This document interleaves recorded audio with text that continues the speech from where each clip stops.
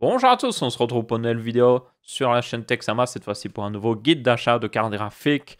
Comme d'habitude, je vais vous montrer les cartes graphiques qui selon moi sont les plus intéressantes à acheter par tranche de budget. On va commencer par les plus basses en allant de plus en plus haut. Je vous dirai quelle carte graphique est faite pour quelle résolution, 1440p, 1080p, tout ça.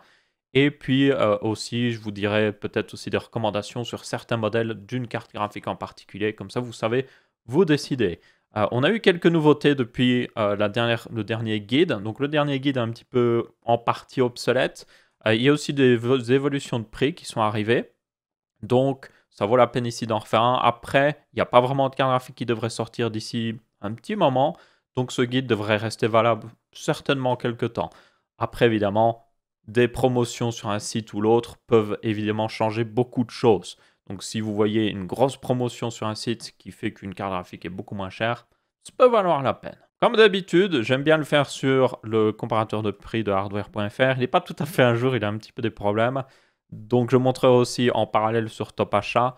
C'est juste que c'est bien d'avoir aussi le comparateur de prix parce que ça permet de voir des fois des offres qu'on ne verrait pas sur Top Achat évidemment parce que Top Achat n'est pas forcément le site le moins cher.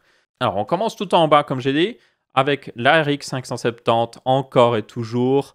Elle est toujours en vente malgré tout ce temps-là. Et ils ont arrêté pourtant la production mais vous pourrez en trouver facilement vers 140 €. Vous avez même maintenant des modèles 8 Go qui descendent à 140 €. Donc c'est un excellent choix pour jouer en 1080p avec quand même pas mal de détails dans les jeux vidéo. Donc une excellente carte. Vous pourrez la trouver. Alors l'offre sur Fnac n'est pas bonne d'ailleurs, elle n'est pas à ce prix-là. La plus basse que j'ai pu trouver c'était sur Amazon et le prix est réellement de 140 €. Donc ça c'est plutôt cool. Je vous mettrai un lien dans la description d'ailleurs vers un lien affiliate Amazon. Ça, je touche un pourcentage si vous décidez de l'utiliser. Après, si vous trouvez moins cher sur un autre site, faites comme vous voulez. Donc ouais, modèle 8 Go, excellent. Vous avez aussi en parallèle, d'ailleurs là voilà, je tiens à le montrer quand même. Elle est vendue et expédiée par Amazon. C'est très important quand vous achetez une carte graphique sur Amazon. C'est tant que c'est expédié par Amazon, ça va. Même si selon moi, je prendrais que les cartes qui sont vendues et expédiées par Amazon. Mais par contre, si vous envoyez une vendue et expédiée par quelqu'un d'autre, vous le voyez ici juste en dessous du ajouter au panier, évitez. Parce qu'il y a des fois des drôles. Le truc, c'est qu'Amazon a un marketplace où n'importe qui peut vendre des trucs. Et des fois, il y a des mauvais vendeurs. Mais là, c'est un bon deal et tout. Vendu par Amazon et tout, 142 €. Franchement, c'est un bâtard à ce prix-là. Et pour ceux qui voudraient une carte graphique pour moins cher, honnêtement, économisez. Juste économiser, c'est le strict minimum selon moi que vous devriez prendre. Vous pouvez trouver aussi d'ailleurs à certains endroits, pas toujours, des RX 580 8 Go, elles. Donc elles sont légèrement plus puissantes. Après, tenez compte, vous pouvez overclocker la 570. Ça peut valoir la peine. Je cite juste si vous la trouvez en promotion ou sinon, ouais. Vous avez aussi la GTX 1650. Je tiens à tenir qu'elle existe toujours vers 150 €. Elle vaut pas la peine, ok? Juste, voilà, elle vaut pas la peine. Le seul cas où elle vaut la peine, c'est si vous voulez un PC qui consomme le moins possible d'électricité, mais qui permet de quand même jouer en 1080p. Ok, là, vous pouvez prendre une GTX 1650. Mais sinon, votre prochain choix logique, et qui coûte à peine plus cher, devrait être évidemment la GTX 1650 Super, qui est plus performante et commence à partir de 175 €, ce qui est 175 si vous préférez, ce qui est vraiment bon pour le niveau de performance que vous avez ici. Elle n'est pas incroyablement plus performante qu'une RX 570 ou 580, mais elle est au même niveau de puissance et même un petit peu plus qu'une GTX 1060 de l'époque, pour ceux qui se demandent. Donc oui, le prix des cartes graphiques n'a pas vraiment évolué ces dernières années, mais bon, bref. Et du coup, vous avez pas mal de beaux modèles. Le modèle que je vous recommanderais éventuellement, c'est soit celui de MSI avec 2 ventilateurs ou celui de Gigabyte, qui sont peut-être un peu plus chers, mais qui vous offriront un peu plus de marge sur la carte graphique. Parce que, si vous ne savez pas, les cartes graphiques, ces dernières années, boostent d'elles-mêmes. Donc, elles augmentent automatiquement leur fréquence si elles sont bien refroidies. Donc, une meilleure carte refroidie donne directement des meilleures performances sans rien y toucher. Donc, un modèle 2 ventilateur serait pas mal. Après, si vous avez un bon deal sur un modèle 1 ventilateur, ça va encore. Aussi, je tenais à tenir compte quand même de l'existence de certaines de ces cartes. Vous avez toujours des RX 590, cette fois-ci en 8 Go, qui existent encore, ce qui peut valoir la peine parce que la 1650 Super a seulement 4 Go, ce qui, pour ceux qui sont en mode « Ah, j'ai envie de la garder vraiment longtemps » ou « J'ai besoin de beaucoup de RAM vidéo », j'aimerais quelque chose d'autre, ben, ça peut valoir la peine. Elle est techniquement un peu plus performante, dans certains jeux en tout cas de la 1650 Super. C'est juste qu'il faut la trouver à un bon prix. Donc si vous la trouvez à un bon prix, ça peut valoir la peine. Je tenais juste à tenir compte de son existence. Ensuite, prochain choix logique, vous sautez d'ailleurs la 1660. Elle n'existe pas, à part si vous l'avez vraiment en sacrée promotion, mais la plupart du temps, non. Votre prochain choix logique, c'est vers 240 €. Ce sera la 1660. D'ailleurs, toutes les cartes que j'ai citées jusqu'à maintenant, c'est bon pour du 1080p. Vous pourriez faire du 1440p sur certaines, mais c'est à partir, selon moi, de celle-là que vous pouvez commencer, on va dire, à penser à faire du 1440p en 60 fps ici. Donc la 1660 Super. Vous en avez pas mal de bons petits modèles. Celui que je vous recommande vraiment, c'est celui de Gigabyte, encore une fois, qui est vraiment excellent pour le prix. 244 €, c'est parmi les moins chers et juste excellent en fait. Deux ventilateurs bien refroidis, design sobre qui passera dans n'importe quel PC. Elle a ce qu'il faut comme port. Que demande le peuple? Donc ouais, une excellente carte que je recommande vraiment. Vous en avez d'autres éventuellement. Le modèle Zotac des fois est moins cher, mais là en particulier il est plus cher. Donc il faut trouver un petit peu, selon moi, le meilleur deal. Il n'y a pas vraiment de modèle à éviter sur les 2060. Je dirais juste d'éviter les modèles un ventilateur parce que c'est quand même une carte un peu plus véloce, donc c'est bien de bien la refroidir. Un ventilateur, c'est un petit peu chaud, on peut le dire. Excusez-moi du jeu de mots. Votre prochain choix logique sera soit la RX 5600 XT, que vous pouvez trouver très souvent pour la moins chère, en tout cas 300 €. C'est une bonne carte pour 300 €, plus performante qu'une 2060. Si vous flashez le BIOS, j'ai fait une vidéo là-dessus, je vous la mettrai dans le petit au-dessus à droite. D'ici quelques temps, ce ne sera plus d'actualité ce que je dis ici, mais je tiens à préciser toujours indiquer ça parce que selon moi, c'est quand même assez important. C'est une carte graphique qui peut être plus puissante, mais il faut bricoler un petit peu, ce qui est un petit peu dommage quand même. Mais bon, une excellente carte graphique. Toutefois, il y avait aussi un autre problème qui arrive de plus en plus. Alors, avec les RX 570, 580, vous n'avez pas trop de problèmes là-dessus. No problème même. Mais les nouvelles cartes graphiques AMD ont quelques problèmes des fois de driver. Il y a certaines personnes qui n'ont aucun problème, certaines personnes ont totalement des problèmes. Donc, ça devient difficile des fois de se dire, ok, est-ce que je les recommande forcément? Donc, je vais mettre un petit sondage. J'ai envie juste de vous savoir, pour ceux qui regardent cette vidéo, dites-moi, pour ceux qui ont une RX 5700 ou 5600 ou même 5500, les trois, la nouvelle génération, est-ce que vous avez des problèmes de driver avec? Oui, non. Et pour ceux qui ont une carte Nvidia aussi, de dernière génération, les 1660 ED et les 2000 ED, avez-vous des problèmes aussi de driver, des problèmes genre des écrans noirs ou des trucs, vraiment trucs qui sont embêtants et qui sont liés à la carte graphique? Dites oui ou non aussi dans le sondage. Donc je mettrai oui pour AMD, non pour AMD, oui pour Nvidia, non pour Nvidia. Comme ça, on peut voir un petit peu la répartition ici des vrais acheteurs de cartes graphiques et peut-être que ça vous aidera à vous décider. Après, voilà, je tenais juste à le préciser. Et sinon, comme je disais, la 2060 qui est assez similaire quand même au niveau performance, un peu moins puissante évidemment, mais vous pouvez la trouver quand même vers 312 €, au moins cher des fois. Vous avez même des fois des promotions où elle était en dessous de 300 €.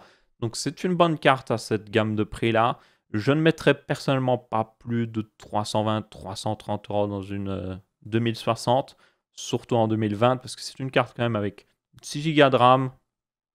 C'est confortable, mais plus les jeux évoluent, plus ils ont besoin de RAM vidéo, donc c'est bien d'avoir un petit peu de marge pour les futurs jeux. Donc ouais, une bonne carte, mais juste faites attention de ne pas la prendre trop cher, justement. Le modèle Gigabyte, encore une fois, est excellent. Deux ventilateurs et tout, bien refroidi, donc c'est vraiment un must. Vous avez aussi le modèle de chez EVGA, qui a un seul ventilateur, mais qui est très épais. Genre, c'est une carte très épaisse. Ça peut valoir la peine si vous la trouvez en promotion. Elle était souvent sur Top Achat en promotion, notamment. Je sais plus, non, elle est plus trop... Je sais plus sinon encore, mais si vous la trouvez, ça peut valoir la peine. Ensuite, prochain choix logique, c'est la 5700 de chez AMD encore une fois. Et je rappelle le petit sondage pour ceux qui ne l'auraient pas vu. Du coup, c'est une carte que vous pouvez trouver. Bon, il y en a des assez chers. Top Achat n'a pas trop de stock, comme vous pouvez voir. Mais normalement, c'est une carte que vous pouvez trouver vers 350, 360, 370 €. C'est une bonne carte, selon moi. Vous avez des modèles, toutefois, que vous devez faire très attention. Le modèle TUF de chez Asus, en particulier, juste le modèle TUF, pas le modèle Strix ou autre chose, juste le modèle TUF a des problèmes de refroidissement, ne le prenez pas. Vous avez aussi le modèle Evoque de chez MSI qui a aussi des problèmes de refroidissement. Le modèle mec est normalement... Ils l'ont corrigé, normalement. Donc, si vous la recevez, cette carte, testez-la tout de suite, voir si elle est bien refroidie. Si elle est bien refroidie, c'est que c'est une version corrigée. Si toutefois, c'est pas bien refroidi selon vous, c'est peut-être une ancienne version. Donc, faites juste un petit peu attention à ça. Mais c'est quand même un très bon modèle si vous avez le modèle corrigé, justement. Et sinon, évidemment, le choix logique après, c'est la 5700 XT qui est juste au-dessus. Et vous pouvez même la trouver, en tout cas pour le modèle de chez MSI, à 375 €. Encore une fois, évitez le modèle TUF. Malheureusement, il a exactement le même problème que j'ai cité avant. Il a des problèmes de refroidissement. Donc le modèle MSI, encore une fois aussi, a été corrigé, lui, par contre. Donc il doit être bon maintenant. Donc vérifiez juste. Vous avez aussi, si vous voulez un peu plus d'assurance, le modèle Gigabyte qui est excellent. Encore une fois, 3 ventilateurs, très bien refroidis. Juste excellent pour le prix. Le modèle Saphir est plus cher que d'habitude, ce qui est assez étonnant. Mais si vous le trouvez moins cher aussi, le modèle Saphir, c'est l'un des meilleurs qui existe pour la 5700 XT. Enfin, l'un des meilleurs. Il est bon. Bien que le modèle Gigabyte, selon moi, est vraiment bon. Genre, je sais pas ce qu'ils ont fait cette génération aussi de cartes graphiques Gigabyte, mais ils ont bien fait leur refroidissement, bien géré tout. Donc, ma foi, un grand GG à eux. Donc, il y a très peu de modèles de chez Gigabyte de cette dernière génération qui sont mauvais, franchement. Ils sont tous excellents. Donc, ouais. Vers 400 €, c'est ce que vous devriez payer pour une de ces cartes, voire 375 € pour les moins chers. Et pour ceux qui veulent une carte Nvidia, parce que vous voulez peut-être tout ce qui est ray tracing et tout ça, vous avez évidemment la 2060 Super qui, je vous rappelle, a 8 Go de RAM ici, donc c'est un petit peu mieux, qui est moins performante, je le rappelle, qu'une 5700 XT, mais plus performante qu'une 5700 tout court. Et vous pouvez la trouver vers 400 €. C'est un peu cher, je trouve, personnellement, mais ça peut valoir la peine si vraiment vous voulez un modèle de chez Nvidia, enfin une carte graphique de chez Nvidia. Vous avez le modèle Gigabyte, encore une fois, qui est excellent. Les modèles EVGA sont vraiment pas mal aussi. À vous de voir ce que vous trouvez au moins cher. N'hésitez pas à regarder sur la plupart des sites. Et d'ailleurs, je tiens à le préciser, toutes ces cartes-là sont totalement adaptées pour jouer à du 1440p, même en 120 Hz, même 144 Hz dans certains jeux, en tweakant un peu les paramètres graphiques. Aussi le 1080p évidemment à très haut taux de rafraîchissement. Et vous pouvez même anticiper, commencer avec les 5700 et les 2060 Super à penser à jouer à du 4K. Peut-être pas du 4K full ultra ou autre chose, mais du 4K avec de bons niveaux de détail graphique. Donc pour ceux qui sont intéressés, c'est à partir de là que vous pouvez jouer en 4K. Vous pourriez jouer avec une plus petite carte graphique, mais je dis c'est à partir de ce genre de carte graphique que l'expérience est genre agréable. Ensuite, un truc qui peut exister aussi, c'est que vous avez toujours des vieilles 2070 qui sont en vente. Ils ont même relancé la production de 2070 apparemment. Donc vous pouvez en trouver en vente. Vous avez notamment le modèle Dual de chez Asus ici qui est franchement excellent. C'est basiquement le même refroidissement qu'une Strix, c'est juste que vous avez 2 ventilateurs au lieu de 3, mais change pas grand chose honnêtement parce que c'est un énorme radiateur. Elle n'a pas, je tiens à préciser, elle peut ressembler un peu à la TUF, mais elle est réellement bonne celle-là. No problème au niveau du refroidissement, c'est même une des meilleures que vous pouvez trouver pour le prix, 399 €. Elle est plus performante qu'une 2060 Super, techniquement, et surtout si vous l'overclockez. Et par contre, elle est évidemment un petit peu en retrait d'une 5700 XT, mais pour 400 €, ça vaut la peine. Toujours la même quantité de RAM vidéo, quoi qu'il arrive, mais bon, une bonne carte si vous la trouvez vers ce prix-là, en tout cas. Puis après, prochain choix logique, et là on rentre vraiment dans la catégorie où vous pouvez vraiment jouer en 4K de manière confortable ou en 1440p au taux de rafraîchissement confortablement. Aussi, j'ai oublié de le préciser à chaque fois, mais si il y en a qui jouent en 21/9, là c'est pour le 21/9 1440p aussi ce genre de cartes. Elles sont excellentes, c'est les 2070 Super. C'est le maximum que je mettrais pour une carte personnellement, je le dis souvent, mais c'est vraiment au-delà, voilà, vous mettez beaucoup plus d'argent pour pas beaucoup plus de performance. Et déjà, les 2700 Super, vous êtes déjà à la limite du raisonnable, selon moi, d'un point de vue performance, prix que vous payez. Mais on les trouve vraiment pas chers. Vous avez notamment, encore une fois, le modèle de Gigabyte qui est excellent. 516 €, 3 ventilateurs. Juste, elle est excellente, quoi.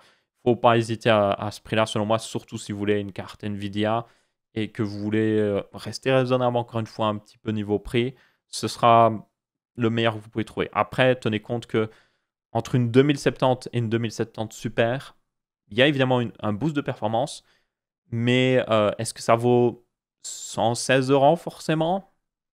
Pas forcément, je dirais. À vous de voir un petit peu. Et puis là, on rentre dans la catégorie où vous n'avez pas vraiment le choix. Si vous voulez plus performant encore, vous avez la 2080 Super. Vous avez des vieilles 2080 que vous pouvez encore peut-être trouver en promotion, mais c'est hyper rare. Donc le prochain choix logique, c'est vraiment la 2080 Super, que vous trouverez vers 700, 750 €, ça dépend les magasins. Encore une fois, le modèle Gigabyte est excellent, 3 ventilateurs, juste ce qu'il faut au niveau refroidissement. Une très bonne carte, mais selon moi un peu cher, quoi qu'il arrive. C'est toutes les 2080 sont un peu chères, parce que vous n'avez pas beaucoup plus de performance qu'une 2070 Super. Vous en avez quand même plus, hein. Mais est-ce que ça vaut 250 € en plus? Vous voyez, 240 € en plus? Pas si sûr, franchement. Et enfin, si vous êtes complètement faux et que vous êtes en mode je veux juste la meilleure carte graphique, vous avez évidemment la 2080 Ti, qui elle est juste le must au niveau gaming. Vous pourriez prendre une Titan RTX, mais non, là c'est de la folie et ça ne sert à rien. C'est vraiment la dernière carte que vous pouvez prendre en restant logique, on va dire. Mais elle est très chère pour le niveau de performance, selon moi. Vous avez pas mal de modèles qui existent. KFA2 ont quelques modèles vraiment pas chers. Après, si vous mettez autant d'argent pour une carte graphique, prenez peut-être un modèle un peu mieux refroidi, ou enfin d'une marque un peu plus reconnue, que vous savez que vous aurez une bonne garantie et tout. Donc notamment le modèle EVGA ou le modèle Gigabyte. Mais EVGA aussi fait des très bonnes cartes, surtout les 2080 Ti. Donc vous vous trompez pas avec l'un ou l'autre, franchement. Vous avez la Dual de Asus, mais je la trouve un peu chère, en tout cas sur Topacha. Mais si vous la trouvez à peu près au même prix que les deux autres cités au-dessus, ça peut valoir la peine. Bien que celle de EVGA reste la moins chère quand même, à 1127 €. Après, quand vous mettez 1000 € pour une carte graphique, qu'est-ce que c'est une différence de 50 € franchement, hein. Voilà. Et puis si vous voulez être en mode ah non, je veux le must, le meilleur du meilleur de la 2080 Ti, fuck it, je mets le plus possible. Vous avez évidemment tous les modèles Strix de chez Asus qui sont pas trop mal niveau prix par rapport aux modèles, on va dire, ultra haut de gamme des autres marques, si vous regardez. Donc, par exemple, le modèle de chez MSI, la Gaming X Trio, au même prix que la Strix, et c'est des cartes assez similaires au niveau, on va dire, fonctionnalité. Full RGB, 3 ventilateurs, très bien refroidis, complètement overkill. Donc là, c'est plus une question de préférence. Est-ce que vous préférez un design ou est-ce que vous préférez l'autre? Le modèle Gigabyte aussi, bien que là, bizarrement, il a des drôles de notes là-dessus, alors que vous avez leur modèle Aorus qui est moins cher ici, mais vous avez des modèles aussi overclockés. C'est pour ceux qui se demandent pourquoi il y a des différences des fois. Par exemple, on le voit, vous avez des versions OC ou autre chose. Bon, dites-vous que vous pouvez facilement par vous-même juste augmenter la fréquence de ces cartes graphiques et retirer les niveaux de performance que le modèle OC vous permettrait d'avoir. Donc ouais, c'est à peu près tout. Et bizarrement, le modèle EVGA avec 3 ventilateurs, lui, coûte beaucoup plus cher comparé au modèle de ventilateur, ce qui est vraiment bizarre. Enfin, le tout premier modèle de ventilateur. Très bizarre. Donc voilà, c'est à peu près tout pour ces cartes graphiques. Évidemment, pour les 2080 Super et 2080 Ti, là, vous pouvez jouer en 4K, surtout avec la 2080 Ti, de manière confortable, 60 FPS, avec à peu près tous les détails. Évidemment aussi pour le RTX, c'est là que ça devient, selon moi, intéressant, parce que vous avez un bon niveau de performance, vous pouvez vous permettre de l'activer, si vous êtes vraiment intéressé par cette fonctionnalité, en tout cas. Mais ouais, on reste quand même dans l'overkill, bien évidemment. Et personnellement, je prendrais une des autres cartes graphiques, quoi qu'il arrive. Si moi, je devais prendre une carte graphique pour ma config personnelle, je pense que j'en prendrais une vers 400 €. Certainement, une de ces 2070 en promotion serait peut-être intéressante. Ou peut-être une 5700 XT. Bref, du coup, vous aurez pas mal de liens dans la description. Si vous êtes intéressé, je mettrai quelques liens affiliés Amazon vers différentes cartes. Si j'en trouve des intéressantes sur Amazon, si je n'en trouve pas, allez voir sur le site que vous voulez. Vous savez à peu près vers quel prix vous devez les chercher et vous savez à peu près pour quelle, on va dire, résolution vous pouvez les prendre. Si vous voulez jouer en 1440p, 1080p, tout ça. Donc comme ça vous permettra de vous décider. Du coup, merci à tous d'avoir regardé. N'hésitez pas à laisser votre avis, que ce soit en pouce bleu, pouce rouge ou en commentaire. On se retrouvera pour une prochaine vidéo et je vous dis ciao ciao.